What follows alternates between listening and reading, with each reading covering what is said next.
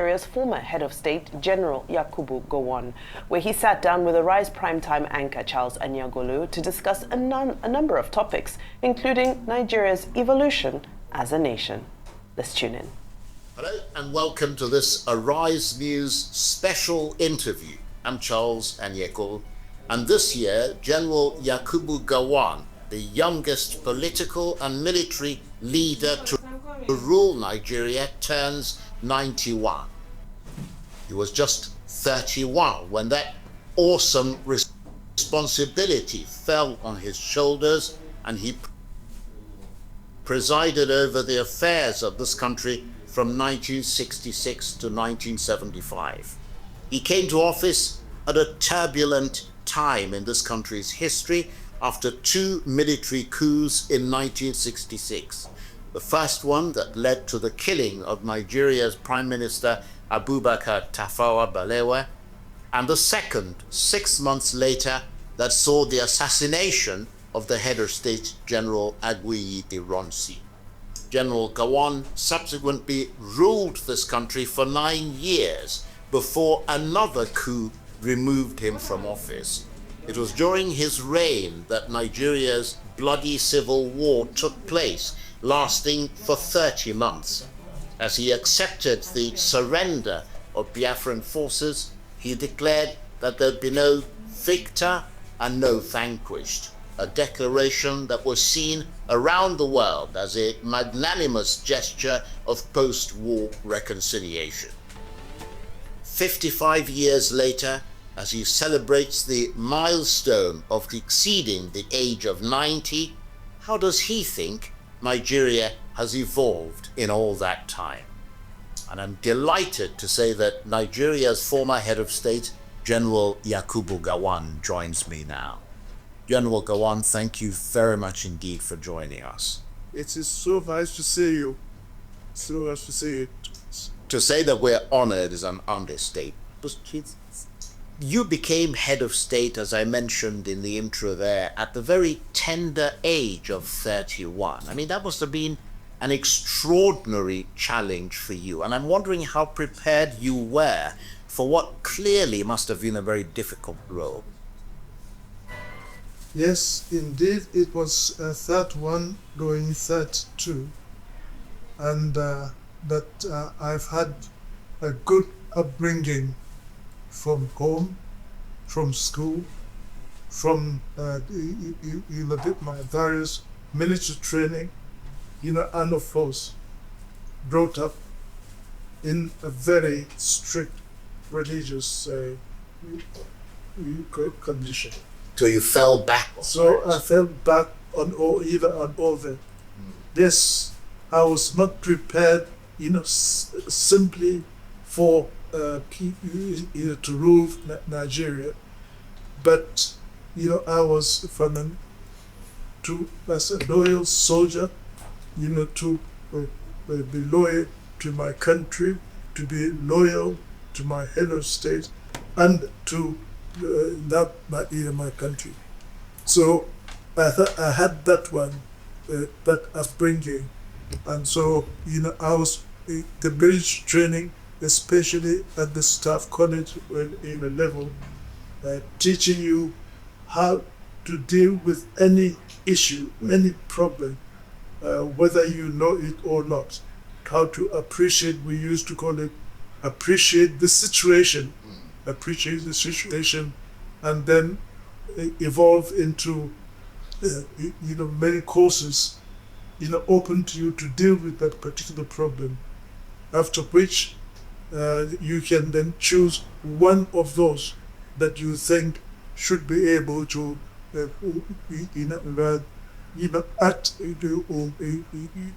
the end result that you wanted. So that upbringing and training certainly helped me in a lot of ways. But certainly I was not trained to rule, but at least trained, given sufficient upbringing to be able to either deal with the situation the best way you can. But of course, you know that you cannot do it alone. You had other people around you. And if you can relate with them as well, so that you can all together, your parents, So it was a collective responsibility, although you were obviously the prime lead. Absolutely. Right. And of course, you came to office at that young age, let's not forget that, on the heels of the January 1966 and the July 1966 coup and counter coup. And that was a hugely destabilizing period for Nigeria. Was that what motivated you at the time to create 12 new states to replace the 4 regions? No. Well, creation of 12 states, 4 regions. Yes, you have 4 regions, but it is the demand for that the various communities that made me either to think of, why don't you, in order to satisfy their wishes, why don't you, if I may, also create inner states to satisfy them? And this is from the demand of the people. That came as a result of what happened January 66. You talked about, General Gowon, about the fact that a lot of the people who were killed, those military officers, were from the north. Did that make General Aguiyi-Ironsi's position from the very beginning almost untenable as someone from this house? I did not know what was happening in Nigeria before that, because I was right in the UK on the coast. But I think some of the stories that you hear, there was trouble, that is part of the reaction. But probably I'll come to that riot, yes. I mean, because the reason I asked that is that General Aguiyi-Ironsi was assassinated literally 6 months after that first, and obviously there would have been brewing resentment towards him, because in a sense he personified to the people from the other side what they felt had been inflicted upon them. Yes, I think honestly that could be the part of the reason, but the feeling I know later, because one of the feeling was that that from the other side was being was still considering finishing the unfinished symphony.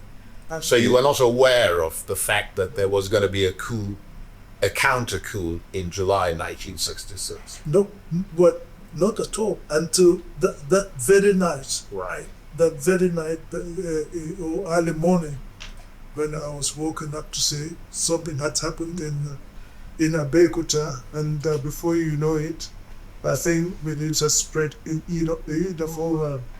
And I was on telephone trying to find out that I know that General Ironsi was in Ibadan for meeting with all the traditional rulers, and just to warn him that God is this person and he should be very careful. That of course it was too late. Too late. By the time I got in the government house telephone, unfortunately, already something had happened.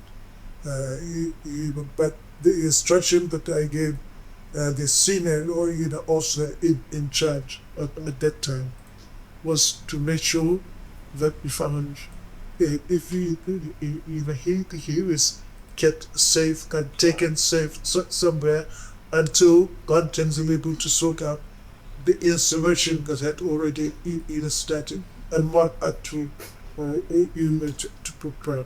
Right. So he was then assassinated. Unfortunately. How did you become aware that you've been chosen to become the next head of state, to replace him essentially? Well, it is from after the effort of the chief of staff's headquarters are going to be, I think, attempt to try to to bring law and order in the battalion. And of course, unfortunately, the truth that he said, certainly decimated. And then, of course, it has to come to me. Us then, like the acting chief of the chief of staff, to go to Ikeja to try and see if I can sort out the problem. And of course, I think at that time, that is where a lot of crisis for a number of days. There was no government, and all the civil servants, you are worried because of system dependent that was done at that time. So there was all sort of efforts, either from then, for her to go and put things right in occasion. And of course, but one day, please, Father, they normally ask their former African general, but only at that time, I was Truman Party chief of.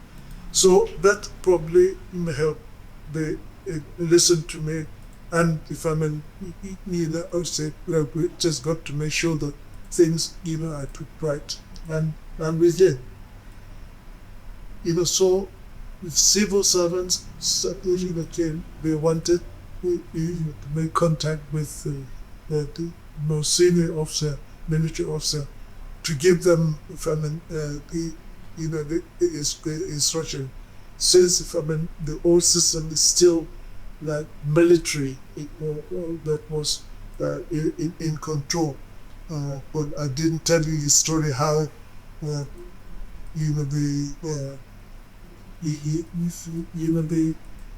I was from the contact between the civil servants, and also some of the foreign British and American ambassadors or high commission had to come and see before come and see, to wish to find out who who is the leader of the insurrection, at the time, in order to make sure that at least things is going on. And so they came, and they saw me, and of course there was discussion there from to what is happening, and the head of state. I didn't want to. I want to remain the secretary, to remain either as minister or get into GOC or minister of in order to ensure that we restore the discipline and loyalty of the polity of the army, in support of 2018, But they offered it to you. But in the end, of course, as offered it to the junior officers, say they want to, and any of them wanted to, the gender, how we do less was to look after the population, to restore loyalty, discipline and loyalty for the act. But however, in the end, in fact, the most of the young officers, they're saying that I'm the only one that they would accept. That is irrespective from any from any of the group in the army. So, although I was not in the most senior, there were senior people now, or the children, and others, but unfortunately, they said they did not want anybody but for me, the people to give them the leadership, and so that was how he got the leadership he came to it. And of course, subsequent to that January 66 coup, the July 66 coup, and you subsequently becoming head of state, there were attacks on people from the southeast in the northern region, and even in parts of the western region as well. The people in the southeast call it a pauldron. What was your assessment of what happened, and what did you try to do to stop those killings of people from the southeast? My goodness, it was something that we did not expect. That was more of reaction of what either happened in the area. Now, if you remember before Iran's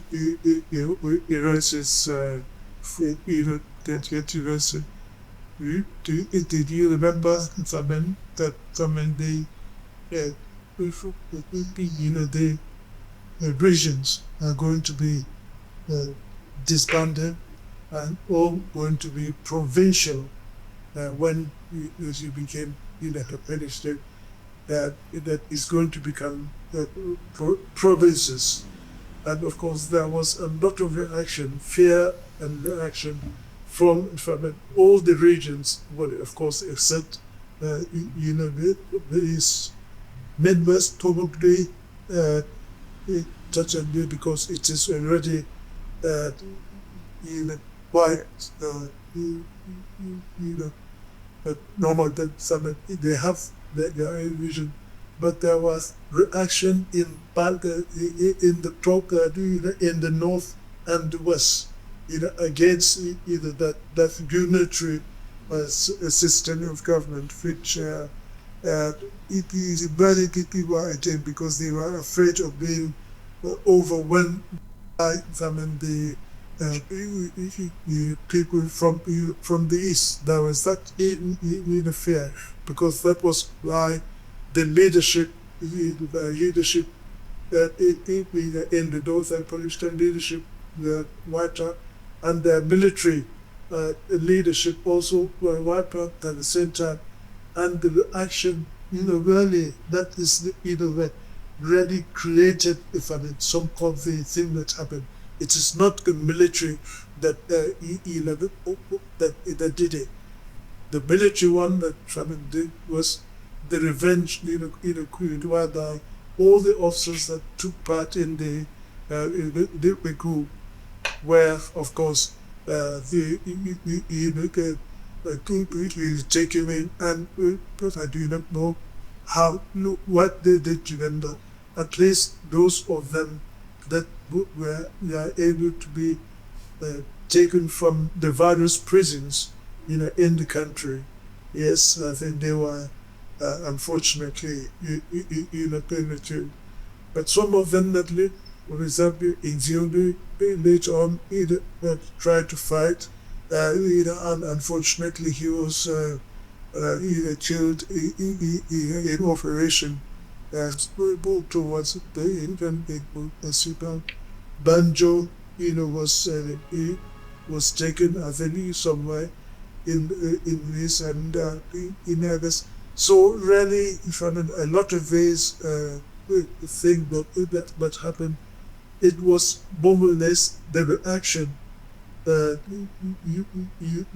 of what happened in January, and some of the And you couldn't stop. No, of course, I had to stop it, my goodness. I remember during that time, during that crisis, yes, what one has to do in whatever way one could to get the leadership authorities in those areas to stop Trump got boss nonsense.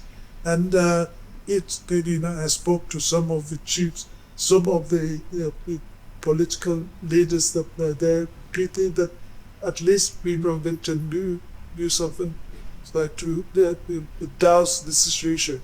And Bauchi from, and I remember certainly remember that the Emir of Bauchi that I had to speak, he always speak to, has my name. So he was my namesake. His name was, I could be searching Bauchi. Less of it, I spoke to them, and to do whatever we can, and also the soldiers, to make sure that the people were protected. And it is not from the act of the military, but the reaction of the population, because of what's happened to their leadership. When you come to think of it. But then, of course, the people in the southeast felt that that was the clearest indication to them that they were no longer wanted in the union that was Nigeria. They then broke away, and of course after that came the horror of the Civil War, because you went out to bring them back, to forcibly bring them back. That Civil War happened under your watch. As you look back at that period with the benefit of hindsight, could that conflict that claimed millions of lives have been prevented? Yes, I think I have said that if the East does not break up from Nigeria, yes, and that was what I kept on saying. Why people say that you want to say no, I have a responsibility, to keep Nigeria, Nigeria, and as far as I'm concerned, that is my duty, and I won't. But if the situation gets to this stage, when I had to choose between allowing the breakup, or having to stop it physically. I know where my responsibility is because of my loyalty, love and loyalty to the country. Indeed. And many, but there were attempts. Sorry, go ahead. So let me just say, Sure. and the question of the millions of people that we say between, right from the beginning, if I made sure that it is not a war against the Igbos as such, but it is in order to stop the breaking up of Nigeria. Right. Yes, and so what I did, I get a code of conduct. How the operations was to go, etc. And we are not fighting the people. Make sure that we protect them, all people protect the women, and children, and you will only take up arms against those who take up arms against you. And honestly, and with the instruction that anything that was done against the population that is not correct would be dealt with, and it is that was done, and it is not millions of people.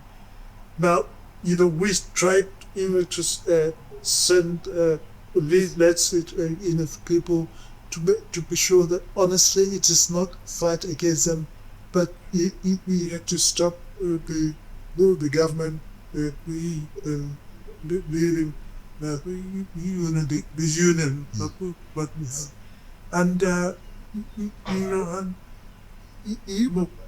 even they should not for me to talk, but of course when the names that I was called at that time, also before the Vandal, the whatever it is, there was no name that I was. It was called propaganda of war.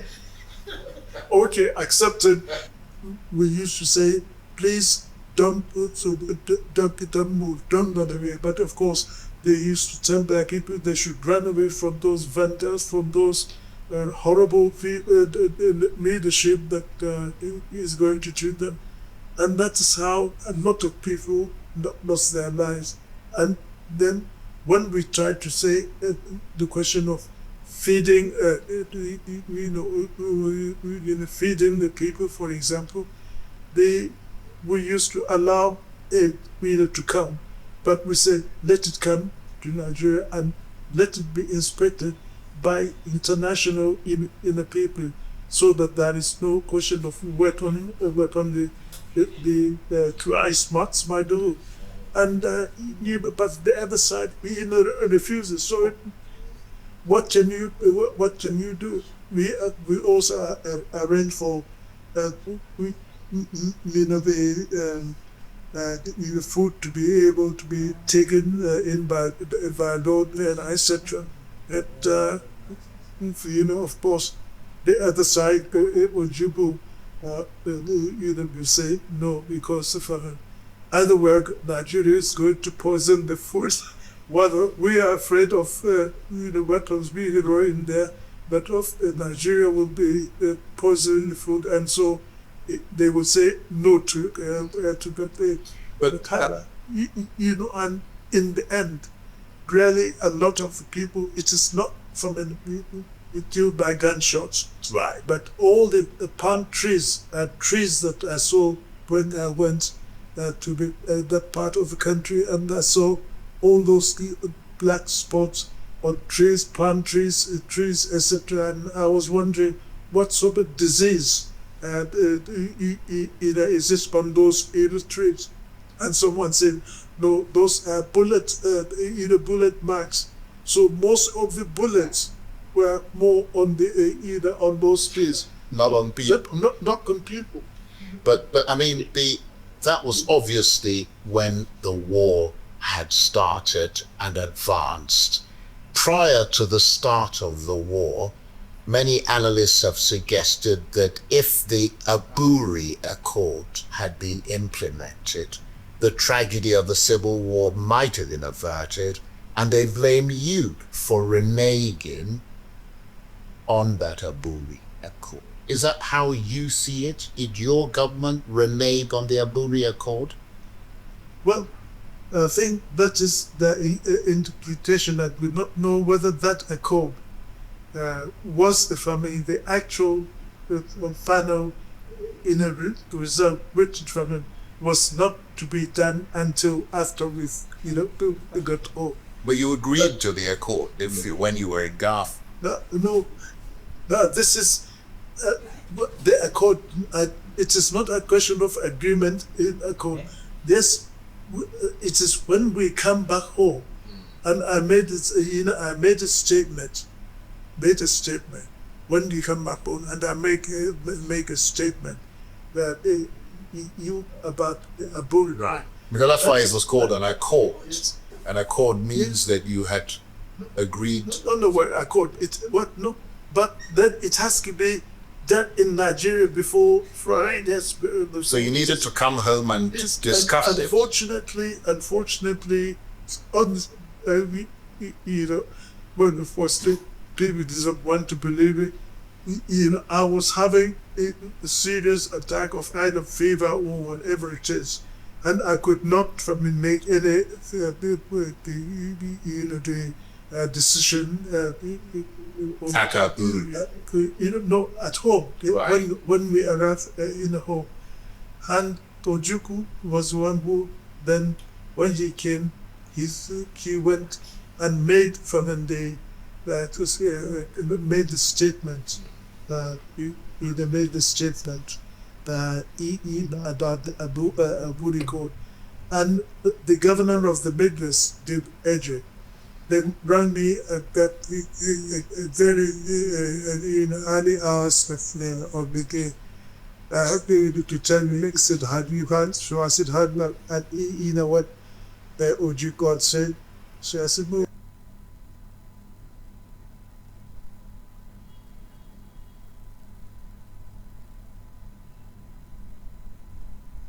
I haven't heard anything that that happened. But that is the reason why I could not make this statement, which would have then clearly say exactly what what we agree with the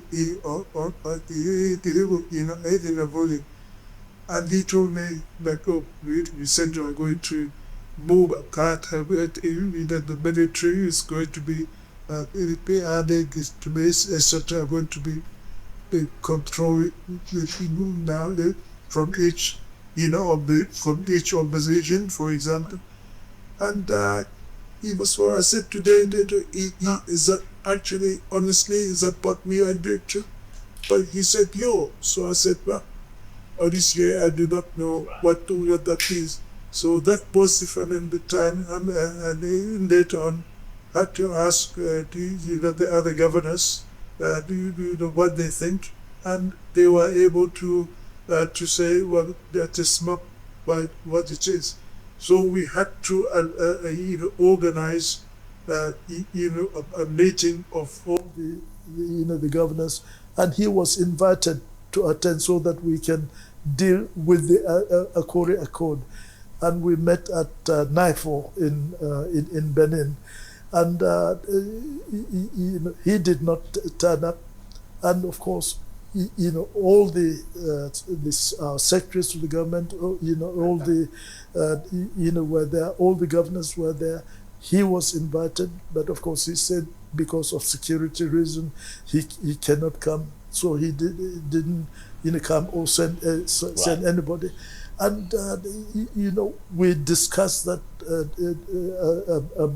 discussion, and for example, the permanent, the secretary to the government, the West, did ask, came and appealed to me, as a Christian, please, if we can make sure that that accord, what we agreed is in the true spirit of Aburi. And I told him, as a Christian, I can assure you that that is the way it is going to be. And we had that meeting. In the end, we invited him to come. He did not come. So, and when we ended the meeting, of course, the spirit of Aburi was totally, as if it was sort of, I do not know what accord he was reading, because he came to the meeting with, prepared papers, of things that he wanted.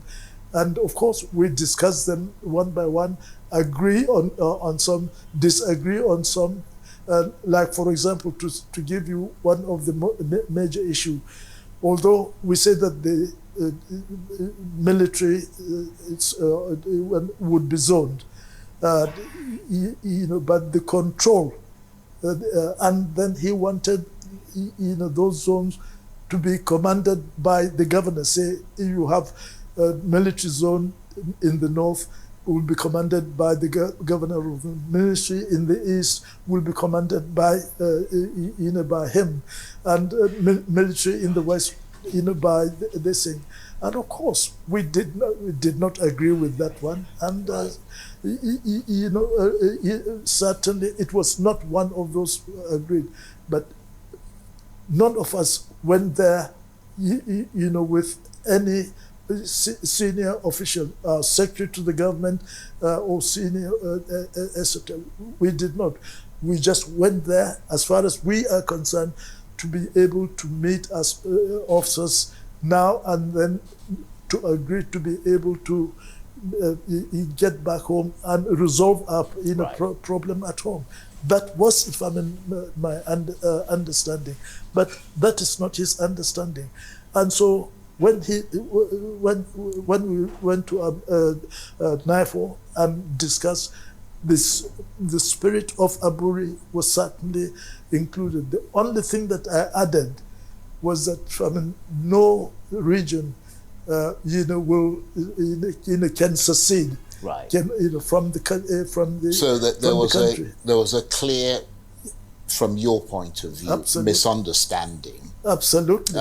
The war, of course, ended in 1970, and you came up with that no victor, no vanquished declaration, which was seen by many people, both at home and abroad, as a extraordinary, magnanimous gesture of post-war reconciliation, unprecedented in many ways. Would you say that 55 years later, Nigeria has healed from the wounds inflicted by that terrible war, and that no victor, no vanquished declaration of yours was fully adopted in this country? Well, at least we've survived how many years now? We survived how many years? It'll be 65 this year. Well, we've survived 65 years.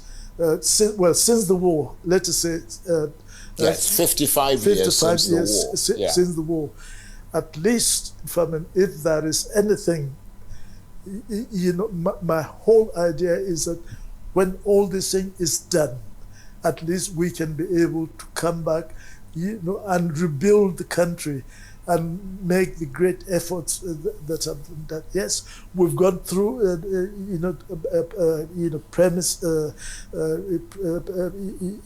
through dangerous time whereby as though we're going to break up, etc. But we've now come back, and we are now improving at every stage. But you do know that survival is not the same as thriving. Oh, thriving! Isn't Nigeria thriving today? Come along. Let us have it. Have we not gone beyond? What we were 55 years ago, and we still trying to get the perfection. Certainly, I did not mean that things will be absolutely perfect the way they want, or anybody wants. But at least we will survive as a country, improving at every stage, right? To where we are. And if we look at things the way things are going today, most of the people that were affected by the war today, and great progress and happening in the East. In all the states in the East, I certainly did not try to stop development and improving the situation as the time goes along. After the Nigerian Civil War, your administration enjoyed enormous financial liquidity because of the oil boom of that period.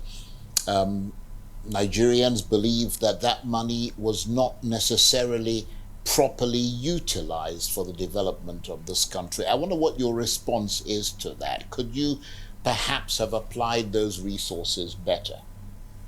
Well, first of all, we've got to make sure that we protect, that sources of that wealth, and to make sure that it is not destroyed.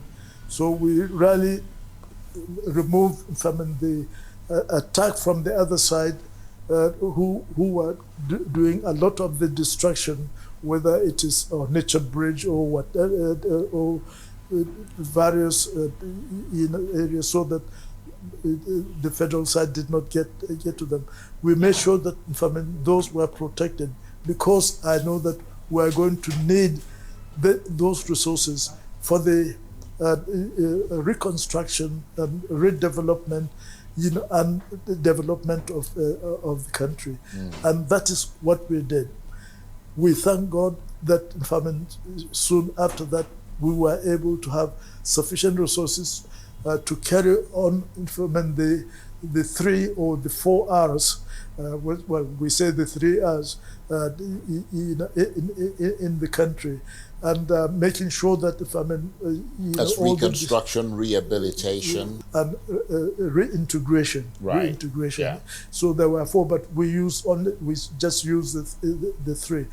and in fact we were able to achieve, that to restore the damaged school, hospitals, etc., in the affected areas. That is the whole of the east, and the other areas like in the Midwest that were a lot of destruction, and also part of the north that we had a few bomb attacks, from the other side. So really, yes, in fact, that resources was used, for the development of the country. Right. I think a lot of people would probably agree with you that there was considerable development, certainly in the Southeast after the Civil War, and other places across the country. But there are those who say that oil boom which Nigeria enjoyed not only propelled a measure of economic development, but it also fueled a huge amount of corruption, which has continued to deepen since that time. They accuse you of failing to tackle the scourge of corruption and suggest that if you had, perhaps the problem of officially sanctioned theft wouldn't be as bad as it is today. What's your response to that? Well, I just want people to tell me those areas of corruption that was not dealt with during our time, or, well, at least let them start with me to say that corruption, it was me. Well, let me mention two things, and not aimed at you directly, but aimed at the government generally. There was that cement armada in 1975, a result of signing contracts with international suppliers, delivery of millions of tons of cement in 1 year, and it had the capacity to take, Lagos Port just had the capacity to take just 1 million. And then there was the other one, the indigenization decree of 1972, which allowed Nigerians to take over or share in the ownership of the big international companies in this country. People criticized that, saying that it provided a windfall, that indigenization decree, for just a few highly connected Nigerians. So those are two examples there. Now, let me say this: the cement armada that you talked about, that was came in just before, actually before my overthrow. Now, at the end of the war, part of our effort in order to reconstruction of the country was to make sure that we were able to do this throughout the country. So if you have the civil servants, wanting cement, you want them, for the military, etc. And of course, well,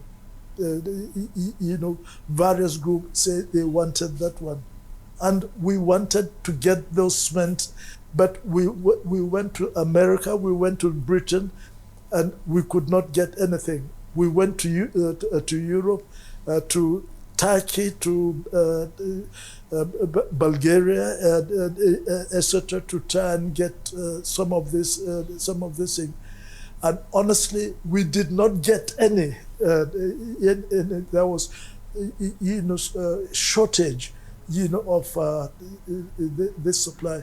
At that time, Gaddafi had already bought all the cement that he wanted for the development of his own country. And honestly, we did not.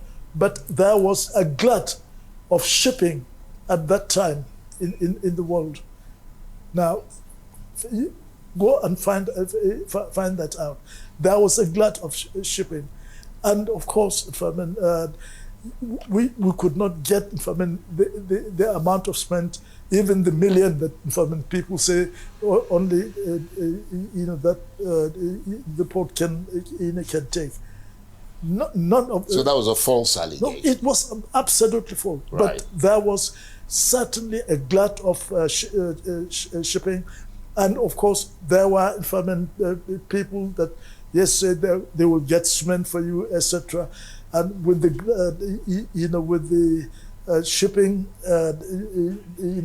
glut that we have, yes, they cannot. We could not get it. But they would say that they have bought those cement to the country, and if they brought that amount of cement, and they dump it, by our port, how many ships would be able to? Well, let me move on from that. So let me just say that. So there was certainly collusion between some of these shipping people. Some might be some officials. Right. And what about the indigenization decree? I don't mean to interrupt you. I only during my time only dealt with most of the commercial areas, etc. The Lebanese shops, etc. That was what I did. We were very careful, dealing with the oil companies or the big companies, because I wanted to make sure that at least all parts of the country are able to benefit from it. One of those things was done by the government that succeeded me. Obasanjo's government, right. not me. Right. Okay. That is a fair assessment, because we know that a lot of the implementation of the indigenization decree happened subsequent to your government. Yes. You had promised Nigerians that there would be a return to civil rule in 1975, and then you postponed that date indefinitely. Why did you do that?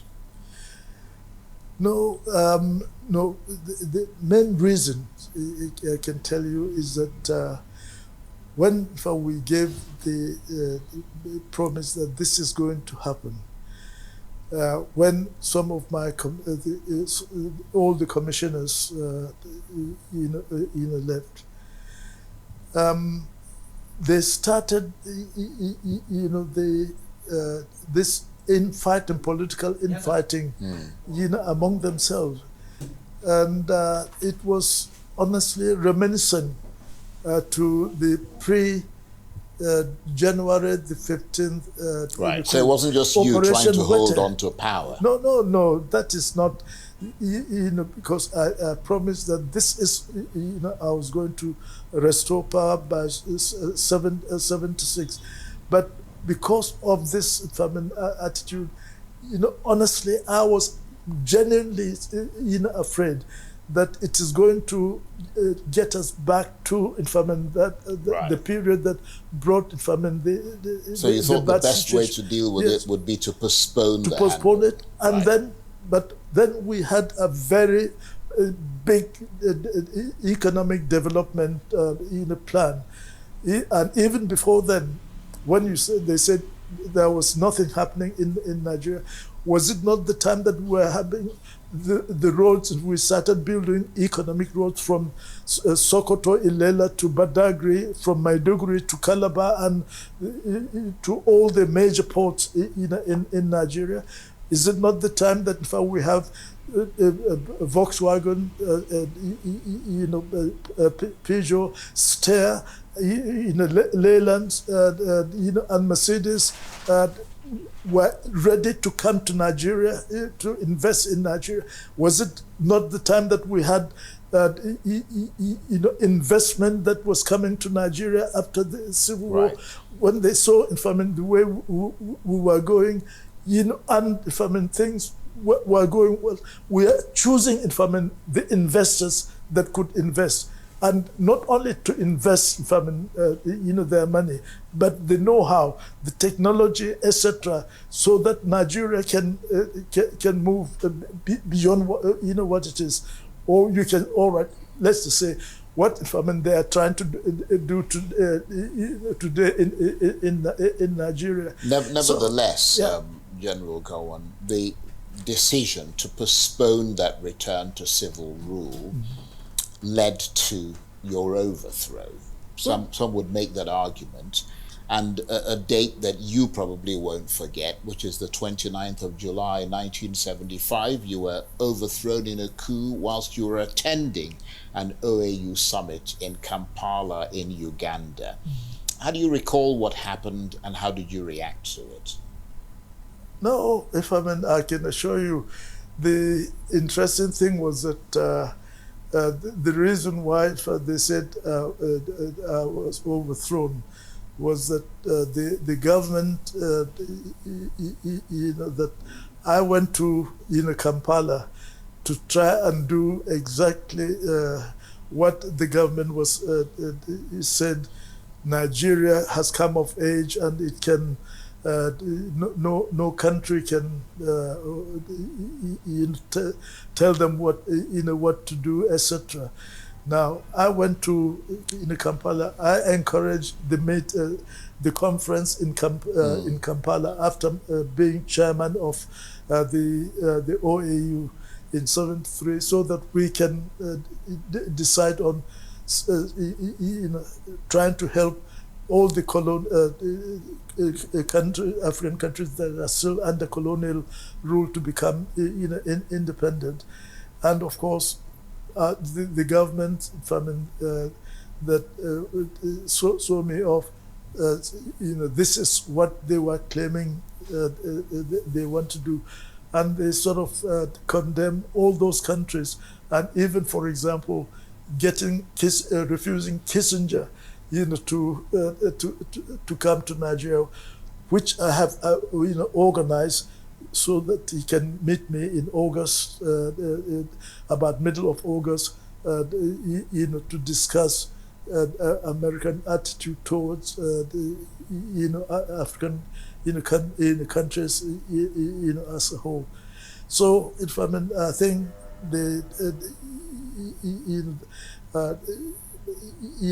that one that I was overthrown because of that. Honestly, it did not worry me the least.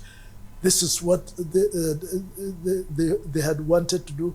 I knew about the plan. I was told that this is going to happen. Is going to happen by a special group that they say belong to me. And I didn't bother to find out, who they were. Right. I was only told two names who were very close to me and from my own particular. And was Muritala Mohammed one of them? No. Muritala Mohammed, I can assure you, if you want me to tell you my story, me and Muritala Mohammed, since school. I was a senior person in Barewa when he joined the school. But he led your overthrow. He could lead my overthrow, but I was told it is our boys. Right. Our boys. And honestly, it didn't bother me. I did not know who they were, fully who they were, until Bangida's book. That really showed who they were. Right. And, but there was a report after that coup that implicated you in the coup that overthrew and killed Muritala Mohammed. You were declared wanted, you were stripped of your rank, your pension was stopped, and the allegation was that you met Lieutenant Colonel Dimka, who was the mastermind of that coup in London. Was that allegation true? Well, he came with other people, he came with them. So he met you in London? Well, he met us, me, my family, and these people that wanted to come and see me. I did not know that he was even in the UK until when he came to see me. So what did he say to you when he came to see you? Well, did he I say, told I'm him, planning to have a coup? Do you think that such a thing could be discussed with me, or would you believe that such a thing could be discussed with me? If anything was said, I said a moment ago, I told you that what took me to Kampala is what the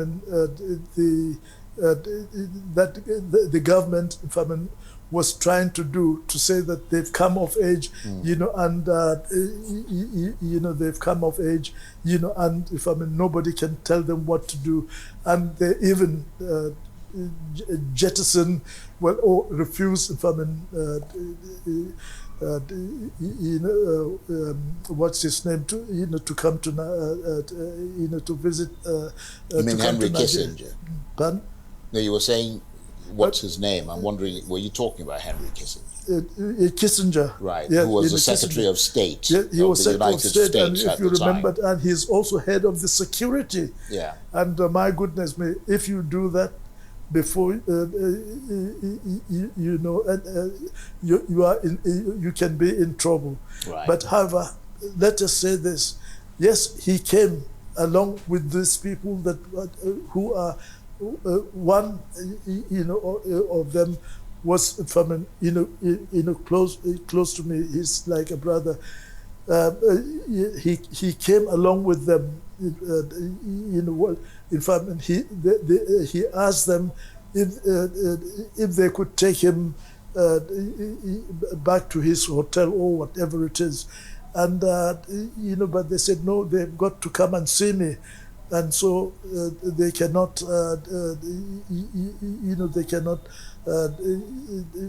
take him, but he can come along with him. So he sort of tagged along. So along with them, right. And we saw, and he did mention that that government is going communist, and so I said, but that government is doing exactly the sort of thing. What I went to Uganda, Kampala, to do. So, but he was complaining about, the government being. So he was complaining generally, but he wasn't very specific about what he was going to do about his complaints. What we are going, not what I'm going to do. I have nothing to discuss. I was warning him, the way he was saying it, talking about communism, etc., etc. Right. I was worried. I said, but that is the sort of thing that you are complaining about, senior officers doing things without consulting them. I said, is that not the sort of thing that all of you were doing to me before? So I said, no, I want him. I said, talking about communism, what do you know?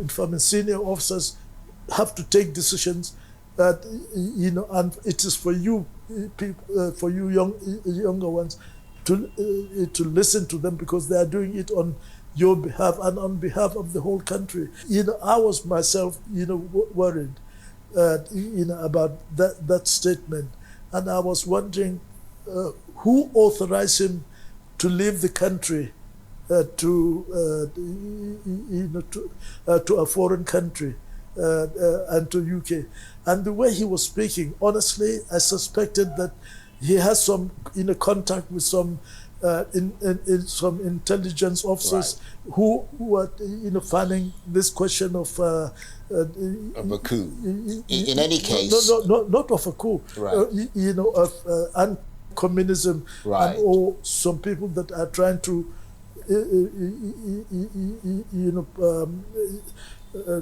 make sure that yes, Yeah, because of our old relationship with the. Right. Well, as I'm sure you know, he subsequently returned to Nigeria and carried out a coup. Yes. Against Murtala Mohammed, in which Murtala Mohammed was assassinated, and he himself, Dimka, was subsequently caught and executed. Yes. You, at the time, as I mentioned, they had mentioned your name along with that, but in the end, you were pardoned by President Shagari and your military rank. I was not pardoned by Shagari. Right. Okay. Yes, when Shagari wanted to, was involved in government, I think, etc. They wanted Ojuku's in a case to be done. So they wanted to pardon Ojuku, right. And of course, they said they wanted to pardon me, and I sort of say, pardon who? Me? My goodness gracious me! Yeah. To me to be pardoned, I will not accept pardon, because I know I have got nothing to do with that coup, but also even trying to stop it. And for that reason, I said, I'm not going to accept pardon. But if you want to pardon Ojuku, yes, it will be the continuation of the reconciliation that right. We had. Nevertheless, well, let me finish this one. It is important. Go ahead. And I sort of said, no, I'm not going to. If anybody is to ask for forgiveness, it is they are the one to ask me for that, and so I'm not going to accept pardon. And in the end, President Shagari had to accept that, and of course, well, he was my Minister of Finance. And for that reason, at least he knows what am I, and he knows. And he respected you. Yeah, so they had to find a word. So I said, no, pardon, I will not accept, because in Nigeria, and if you say pardon, whatever it is, even Queen's pardon will not be. Nevertheless, he in the end accepted this thing. But to say that if these officers, that it is me who either promoted them, etc., did that, yes, it is their time. They acted the way they want to feel. They are strong, they're powerful. That is not the way I use my power. Right. That is not the way I use my power. Well, your military. I wonder if, given all that, I mean, you came back to Nigeria, you're a very well-respected elder statesman in this country. I wonder if you've had any desire since you left office to rule or govern Nigeria again, as we've seen the likes of Olusegun Obasanjo, Muhammadu Buhari, who were former military heads of states, do in this country. Did you ever have that desire? I never had, except I was almost forced into it by Babangida's the A4 system. When the option A4. Yes, option A4, and when they selected Abiola for SDP, and I was selected for the NRC. NRC. Now, and there was pressure from me, from or from whichever source, and generally from the north, etc., that I should be the candidate. And honestly, I reluctantly, my wife, of course, didn't want it at all, didn't want to hear about it at all. I reluctantly went along. But the only stage that I reached was the first level, the ward level. Right. The ward level. It didn't go even to the local government, and before you go to the regional. And, Right. yes, but honestly, no. That is not. I was only interested in making sure that whatever contribution I can make in advising various leadership, and to make sure that we continue to make Nigeria Right. a reality. And a big part of that contribution that you made was, I think, epitomized in the slogan that was used during the war, which is "to keep Nigeria one is a task Yes. that must be done." That kind of sums up what you were trying to do. Is Nigeria one today? Well, is it? Are we still not Nigeria? I mean, in No, the real sense of a united country, united in a vision. Tell me which country is that absolutely united. Tell me, what it is that you do not have the different, viewpoints, etc. Yeah, Even but in what America would you today. advise? I mean, let's assume that what you're saying is correct. What would you advise is the best way to deepen Nigerian unity going forward? Well, it is up to the people. As far as I'm concerned, whoever you are a Nigerian. I love you. I trust you until you prove to me, otherwise.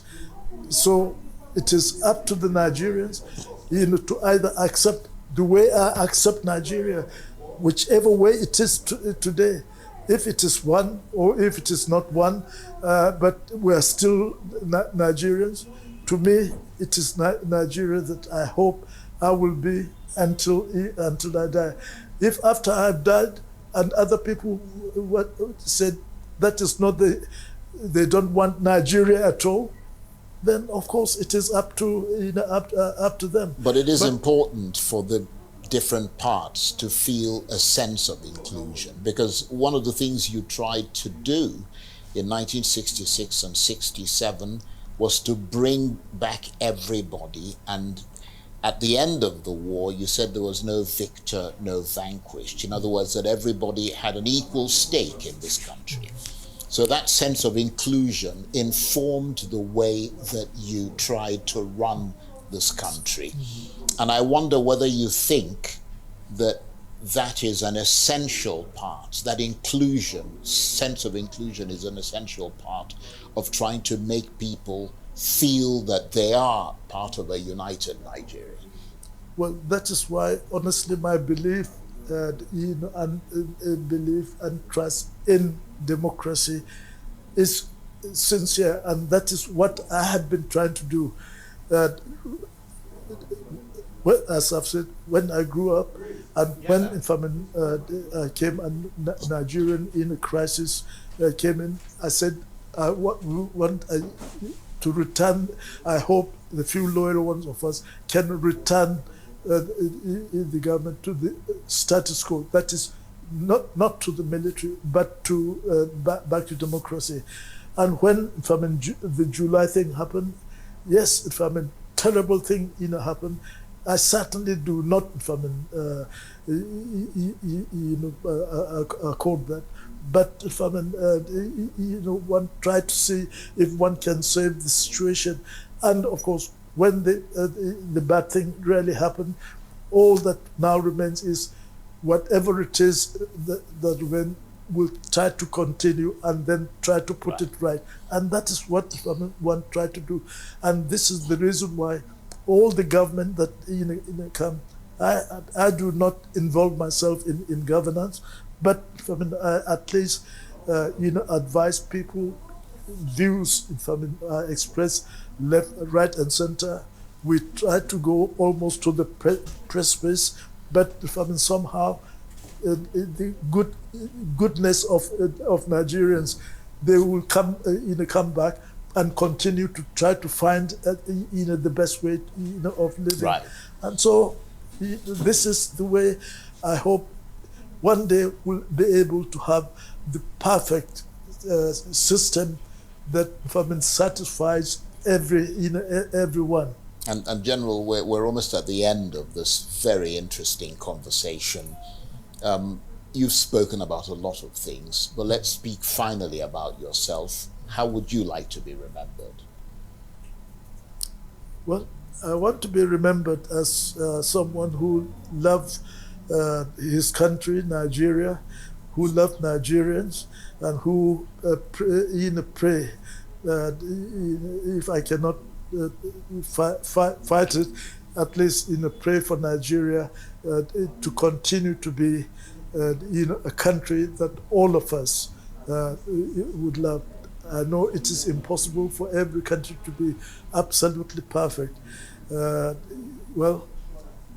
Today I heard that Nigeria's Trump says that Nigeria might be one of those countries that they are going to deny visa. So it meant I cannot go to America anymore. Well, it meant that I should try to make my country better than America so that I can stay in Nigeria. On that note, I want to thank you very much indeed. General Yakubu Gowon, former head of state, thank you ever so much. And to you, our audience, I've been speaking to the former Nigerian head of state, General Yakubu Gowon, who led this country during its most turbulent and arguably its most prosperous time. I'm Charles Anyegolu in Abuja. Thank you very much indeed for joining us.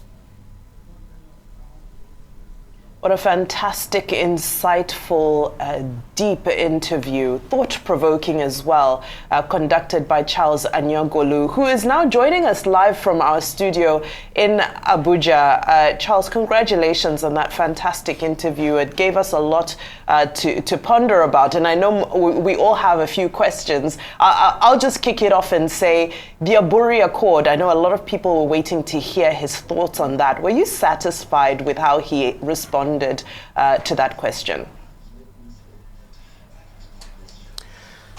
Well, good to see you, Vimbai, and thanks very much indeed for having me on your program. I mean, all of you.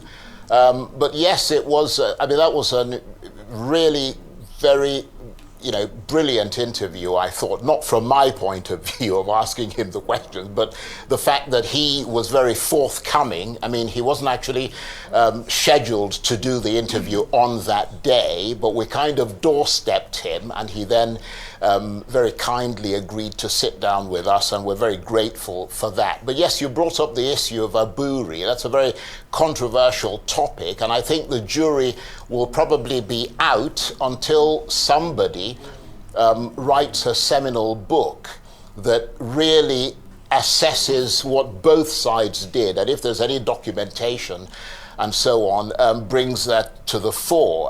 But as far as he was concerned, his understanding of what happened is completely different from what people in the southeast, and certainly the people who worked with Ojukwu, the way they, the former Biafran leader, the way they saw it, are completely different. So yes, I think the jury will still be out on that nettlesome question of Aburi.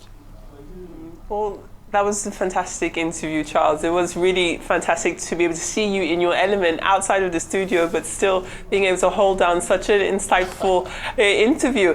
First and foremost, I couldn't believe we were looking at a man who was 90 years old. I have to say he looks fantastic for his age. And then just to ask you personally, was there a point in the interview that you were completely taken aback by any of his responses? Was there something that perhaps you had your own preconceived notions about, but then sitting in his presence, you left the conversation feeling completely different? What was a standout moment for you?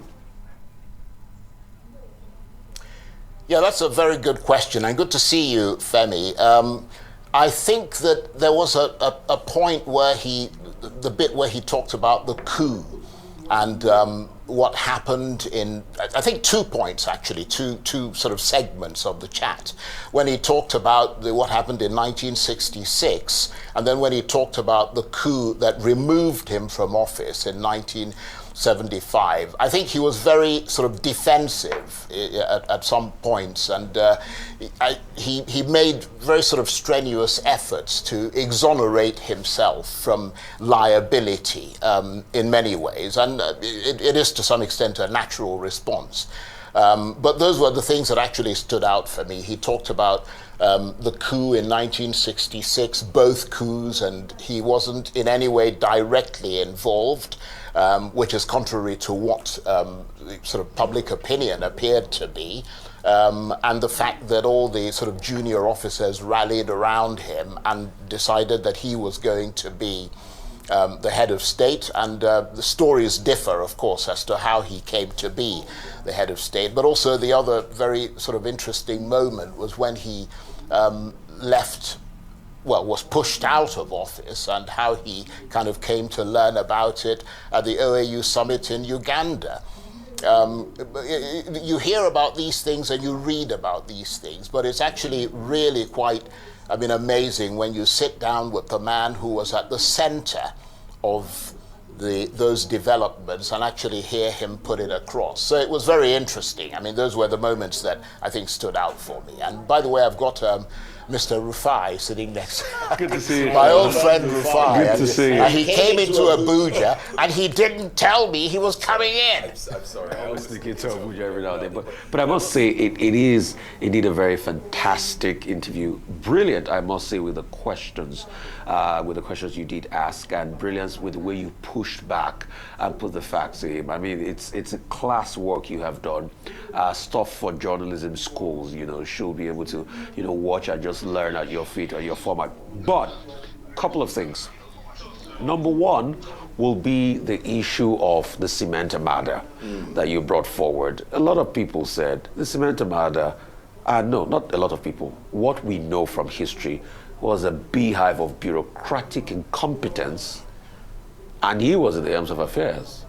And it was under him it happened. That case was so bad that there were many case laws that came out as a result of the cement armada. We had court cases up till the 80s when that happened.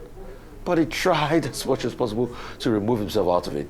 And if he keeps insisting that there was no corruption under him, how about the 1974 census? That a lot of people made jokes about because of the lack of integrity of that census and how skewed that census was. He also tried to exonerate himself from the indigenization decree, which a lot of people say, no, hang on a minute, there is something in there. And the last part of it was even the emergence, how he became leader. The story he told there are many accounts. If you read the likes of Max Soluon, if you read the likes of John Centaure's account, one of the most vivid and balanced accounts of the 60s, it's not the account he told there. That's why a lot of people are taken aback. In fact, while the interview was going on, somebody rang me up and did say they have a contrary account that they're going to release, even contrary recordings that they have. What would you say about, those times where he just tried to meander out of it? You asked a very critical question. You asked him, do you think we're healing now? But he just meandered through that question. Well, don't forget that, although to be honest, I found him to be an extraordinarily lucid man at the age of, he's just about to turn 91 in a few months in October. He was incredibly lucid for somebody that old. But you've also got to remember that he is somebody who's that old. He's heading on to being 91 years old. And that means that not only does he have foggy moments, possibly in his memory, although there was no evidence of that, but there can also be, a measure of sort of selective synchronization, let me put it that way. You see what I mean? Where people pick things that, they think leave them in a much better light. He's also a human being. We tend to see things from a subjective perspective. And even though he was head of state, his argument before we started the interview is that he still has a limited sense of what is actually going on. He gets information, he acts on it, he gives instructions, it is carried out, it comes back to him. Some people say it was carried out, others say it wasn't carried out. So, I'm not putting up a defense for him, but in many ways, I can see why his version of events might differ from those of other people. All right, Charles Anyagolu, again, thank you so much for that interview. I'm sure it will be broadcast again throughout the day on the same platform. You can also catch it on YouTube. Insightful and one that people definitely do need to tune into. Thank you again. It's now time for a short break. When we return, Ojokwe will be here with details on what's trending. Do stay with us.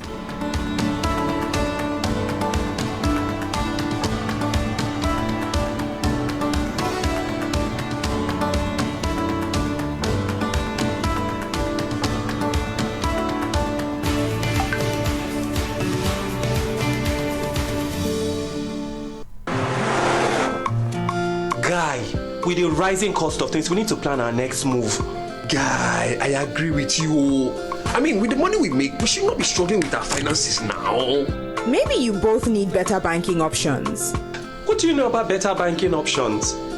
I recently moved my salary account to Polaris Bank, and since then, it's been a smooth ride for me. They bought over my existing loan and gave me better interest rates and repayment terms. Are you serious? Yes, as a Polaris salary account holder, I can get personal term loan, auto loan, mortgage, 50% salary advance, credit card, and more without going to